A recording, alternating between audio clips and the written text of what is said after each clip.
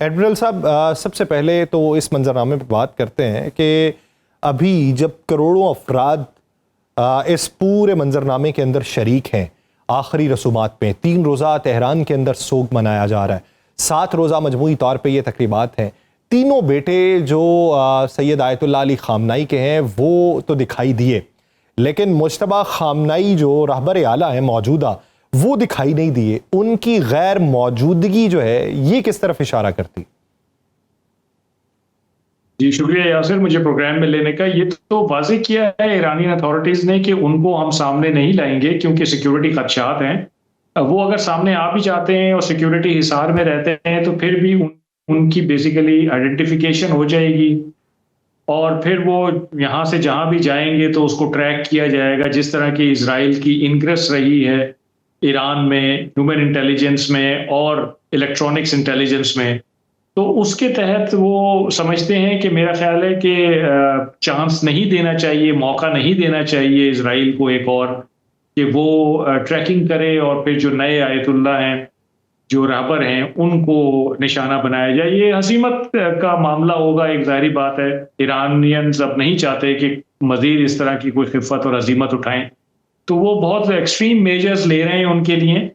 हालाँकि उनका बयान आया था कि उन्होंने अब जाके अपने वालिद का चेहरा देखा है जब जंग ख़त्म हुई है तो ये भी एक तकलीफ़ दह बात है। ख़बरें ये भी हैं कि वो ज़ख्मी भी हैं और हो सकता है कि कोई जिस्मानी माज़ूरी भी हो उनको। लेकिन बहरहाल अगर वो हयात हैं तो वो मेरा नहीं ख़्याल कि इतनी आसानी से सामने आएँगे, क्योंकि वो एक मुल्क की हुकूमत और एस्टेब्लिशमेंट का एक सिंबल हैं वो। और अगर उनको दोबारा से कोई तकलीफ पहुंचती है, कोई उनको गज़ पहुंचती है इजराइल के हाथों, तो फिर जाहिर बात है कि ईरानियों को बहुत ज़्यादा इसमें हज़ीमत उठानी पड़ेगी। तो मेरा ख्याल है वो इससे बचना चाहते हैं। ठीक। एडमिरल साहब, डोनाल्ड ट्रंप का आपने बयान सुना होगा। उन्होंने कहा कि मैंने कुछ लोगों को रोते हुए देखा ये जो आखिरी रसूमात के अंदर, तो उन्होंने कहा जी मुझे हैरानी हुई कि लोग इस हद तक वाबस्तगी रखते थे। फिर बाद में उन्होंने थोड़ी देर बाद उन्हें खुद शायद ये एहसास हो गया कि क्या कह दिया उन्होंने, और उन्होंने कहा जी कि फिर मुझे लगता है कि वो झूठ या झूठे मूठे आंसू होंगे। तो क्या डोनाल्ड ट्रंप का ये जो बयान है ये उनकी लाइलमी का इजहार है या उनकी बेबाकी का इजहार है, या फिर हम ये कहें कि चरब जुबानी का इजहार है? किस चीज का इजहार लगता है? डोनाल्ड ट्रंप, आपको पता है कि वो बोलते चले जाते हैं और उनको एहसास नहीं होता कि वो क्या कह रहे हैं। बहुत ही कभी-कभी सादा ज़बान इस्तेमाल करते हैं, कभी तल्ख़ ज़बान इस्तेमाल करते हैं।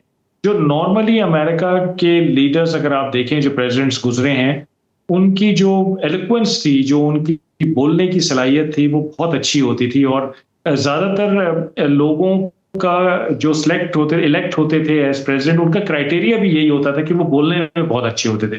प्रेज़िडेंट ट्रंप जो है वो बिल्कुल एक नॉर्मल स्ट्रीट लैंग्वेज की तरह मैं कहूँगा कि बातचीत करते हैं और उनको कई दफ़ा उस रट में पता नहीं चलता कि वो किधर निकल गए हैं और फिर वो उसको करेक्ट करने की कोशिश करते हैं तो मज़ीद ख़राब कर देते हैं। ये जो उन्होंने आंसुओं के बारे में बात की, तो ये बेसिकली ये गलतफ़हमी थी। इससे मतलब अंदाज़ा ये होता है, जिसके बारे में कयास आराइयाँ भी लोग कर रहे हैं, कि ये एक इनको गलतफ़हमी थी इज़राइल को और अमेरिका को कि ईरानी अगर इस जनवरी में 2026 में बाहर निकले थे अपनी हुकूमत के ख़िलाफ़, तो वो यकीनन ये चाहते थे कि ये रेजीम चेंज हो जाए।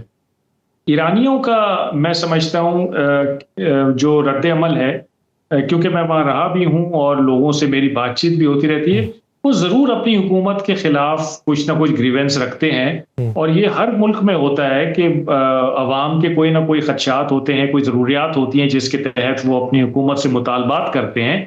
लेकिन बाकी मुल्कों की तरह ईरान में भी लोग कभी भी किसी बाहर की ताकत से या गैर मुल्की ताकत से मदद नहीं मांगते, उसकी तरफ नहीं देखते, या अपनी हुकूमत को ये नहीं कहते कि आप अमेरिका से और इजराइल से मामला तय कर लीजिए, उनके साथ कोई मुआहदे कर लीजिए ताकि हमारे मुल्क में आसानी हो जाए। ऐसी कोई बात नहीं है। वो अपने मुतालबात हुकूमत को पेश करते हैं और हुकूमत भी अगर आप देखें तो बहुत कुशादगी का मुजाहरा करती आई है। मैं 2018 में ईरान से वापस आया था और फिर 2022 में दोबारा गया और फिर तीसरी बार मैं अभी अक्टूबर 2025 में गया। ठीक। और जो 2018 में ईरान मैंने छोड़ा था, 2022 में मैंने उसको मुख्तलिफ पाया, और अभी जो अक्टूबर 2025 है उसमें तो बहुत मुख्तलिफ पाया तो मैंने। सर क्या मैं इन इन अंदाजा नहीं इन कर सकता 7 था सालों में क्या तब्दीली बतदरीज दर्जा बदर्जा तब्दीली क्या आती रही? कि सोशली ईरान में बहुत लिबर्टी आ गई। ये सोशल लिबर्टी हुकूमत ने बहुत दी है ईरान में।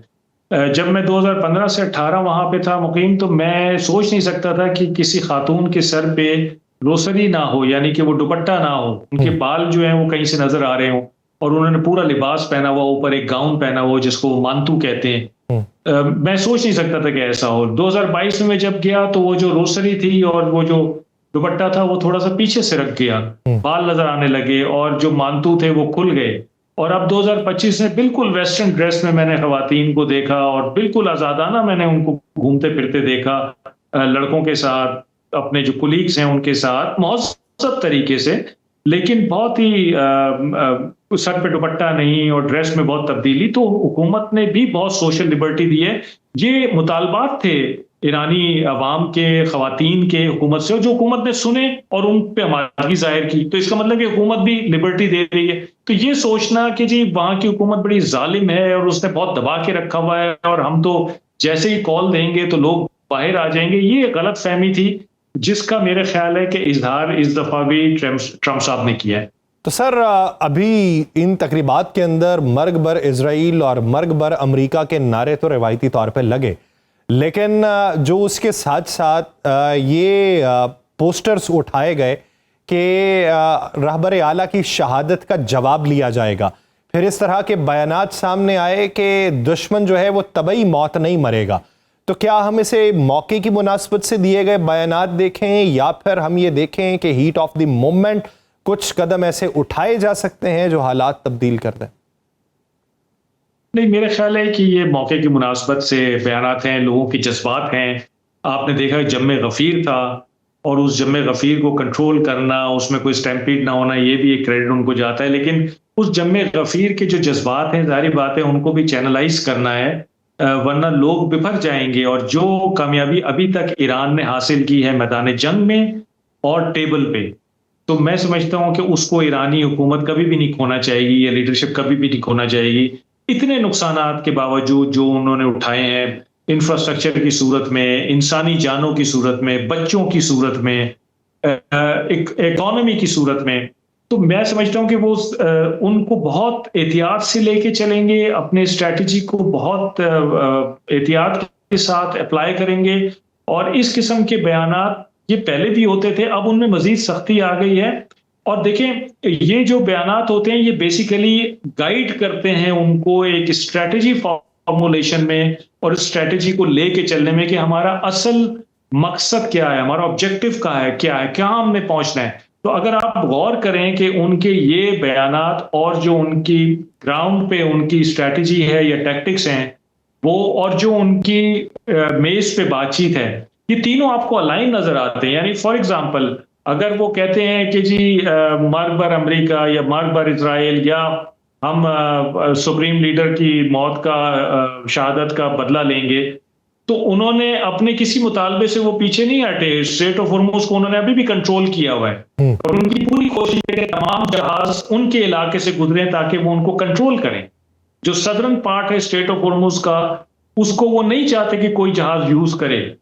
तो ये उनकी स्ट्रैटेजी का हिस्सा है। और ये देखें, डिराइव उसी बयानात से हो रहा है कि उन्होंने दुश्मन को तंग करके रखना है, और उसको इस हद तक तंग करना है कि वो घुटने टेक दे, यहां से चला जाए, कोई एग्रीमेंट ऐसा कर ले जो कि ईरान के हक में हो। तो ये सब चीजें मेरा ख्याल है कि बड़ी सिंक्रोनाइज तरीके से वो लेके चल रहे हैं। तो सर आप समझते हैं कि वो अरब ममालिक के अंदर भी उनके डेलीगेशन जाके ये ऐलान करें और उनको बावर करवाएं कि ये कंट्रोल हमारे पास ही रहेगा, और हम टॉल तो नहीं लेंगे, सिक्योरिटी फीस भी नहीं लेंगे, लेकिन सर्विस फीस ज़रूर लेंगे। तब उसका जो नाम एक सर्विस फीस रख दिया गया है, ये किस हद तक काबिल अमल? देखिए, मैं समझता हूँ कि दो इसमें चीजें हैं जिनको हमें देखने की जरूरत है। पहली चीज ये कि जोग्राफियाई तौर पे अगर आप देखें तो स्ट्रेट ऑफ हॉर्मुज को ईरान बड़े आसानी से कंट्रोल कर सकता है किसी भी टाइम। इवन दो कि अगर वो ये भी कह दे कि जी ठीक है मैं कंट्रोल छोड़ देता हूं, आप आए जाएं, उसके बाद भी जिस वक्त चाहे जाएगा वो उसको कंट्रोल कर सकता है। तो जोग्राफियाई तौर पे ईरान से स्ट्रेट ऑफ हॉर्मुज का कंट्रोल कोई नहीं ले सकता। और ये हमने जंग में भी देखा कि बड़ी धमकियां, धोस, हर डिस्ट्रक्शन, अटैक्स, सब चीजें की गई, बयानात दिए गए पूरी दुनिया की तरफ से, खास तौर पे अमेरिका की तरफ से। वो टस से मस नहीं हुए और आज भी स्ट्रेट ऑफ हॉर्मुज के कंट्रोल में। तो वो जोग्राफियाई तौर पे, जोग्राफिकली उनको ये एडवांटेज हासिल है जिसका वो फायदा उठा रहे हैं। तो सर मेरा दूसरी तरफ देखिए, अगर जी बात मुकम्मल करें सर आप। जी, जोग्राफिकली अगर वो फायदा उठा सकते हैं तो ये तमाम अरब ममालिक को पता है कि हम ईरान से ये पावर नहीं ले सकते, और अगर ईरान बजिद है इस पावर पे तो हमें कोई बीच की राह निकालनी पड़ेगी। और आप देखें कि सऊदी अरब ने एक इजलास बुलाया है जिसमें तमाम खित्ते के ममालिक को जमा किया जा रहा है और एक हम आहंगी पैदा करने की कोशिश की जा रही है जो रीजनल मामलात हैं उन पे।